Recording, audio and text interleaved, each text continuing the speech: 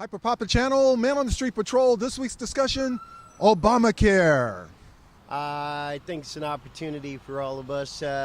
Unfortunate to be able to afford to actually get an opportunity to have it. My answer is convoluted and very long. Why is that? It's a short stroke. Are you for it or against it or confused by it? Confused, because it has pros and cons.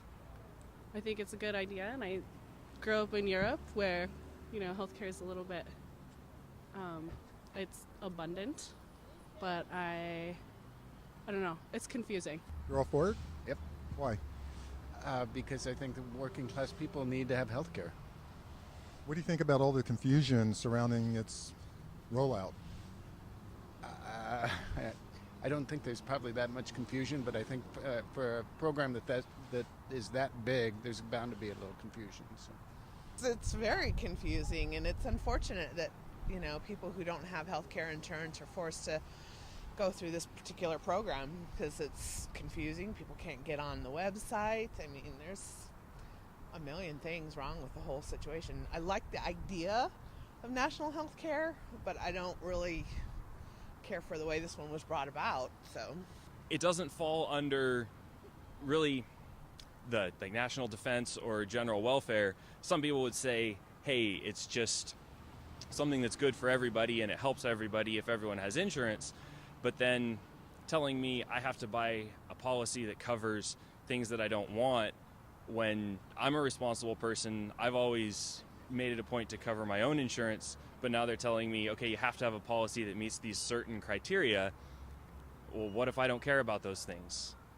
I think it should be a personal choice to decide something like that. But then I also don't expect anyone else to pay for it if I ran into a problem and needed care. I believe that the people that currently have health insurance should have the opportunity to keep that health insurance, and I believe from the recent clips I've seen on television that that's not going to happen. And I think that the percentage of people that Obamacare considers to cover that are not currently covered versus the ones that are working hard and are covered, they shouldn't have to be penalized in order for other people to be covered. So that's kind of what I think. What do you think is going to happen to it in the future? And it's here, it's the law of the land. You feel it's going to change or be repealed, or? I think it'll be changed. I think repeal would be a good idea, but I think it's probably just going to change. And maybe it could be tweaked, maybe it could be made better. But I think in order for that to happen, somebody needs to step forward and say, this is the problems that we're having, especially the president. These are the problems that I see now that are happening, because I think he's a smart man, and I think he could, be involved in fixing it if he just open up his mind and, let that happen. So the problems are created by the media, no offense to the present company. And I feel like for so many years we've tried to get health care. I'm, of course, a Democrat, but I feel the critics have never come up with a better idea. I served for 32 years as an assistant city attorney of the city of Spokane, and no one can bungle things worse than the federal government. It's just impossible. And being in government myself, sometimes I'd have to go to the state, frequently the state or county governments, but once in a while to the federal governments, and I always kind of dreaded it. So I understand that there are problems from administrative rollouts and things like that. However, I don't have any other solution, and I see that there's such a resistance at the state level that I feel a federal initiative is essential. Hyper Papa, Man on the Street Patrol. We wanted to ask the question about 522. The initiative to label foods that are GMOs, and it failed this past week, and we want to see how people feel about it. From a strategic standpoint, had the Yes campaign done more to demonize Monsanto and Walmart and some of the larger supporters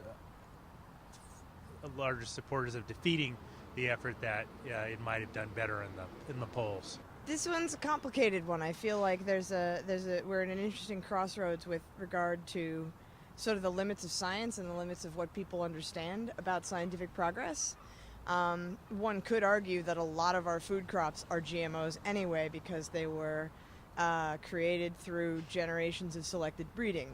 Now, when I hear someone say, oh, it's exactly the same as when what we do in the lab is the same thing as what our ancestors did, by crossbreeding, I'm thinking about You know, all those teenagers that people doused with DDT in the 1950s when it was like, oh, it's harmless, you know.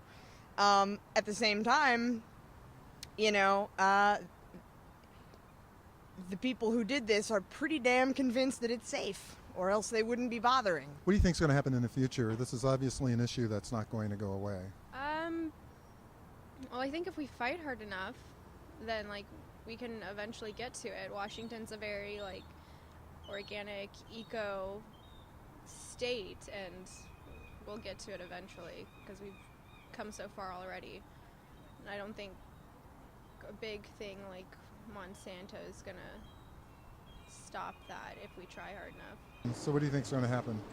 I think that the issue in this country will continue to move forward, and that some type of labeling will occur in the next 10 years nationwide. That this is only the start of a greater conversation.